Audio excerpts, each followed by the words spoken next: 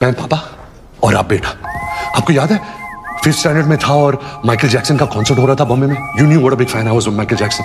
मेरे सारे दोस्त जा रहे थे पर मैं नहीं गया क्योंकि आपका बर्थडे था। उसी दिन को रिप्ले करते, कुछ नहीं करना आपको, आपको बस पापा पापा करना है और मैं आपकी एक्टिंग करूंगा। ओके, शिद्दत से करना पापा, मेरा एक ही मौका है। ओके, एक्शन पापा। पापा पापा पापा सुनाई दे रहा है? बेरा नहीं हूं मैं।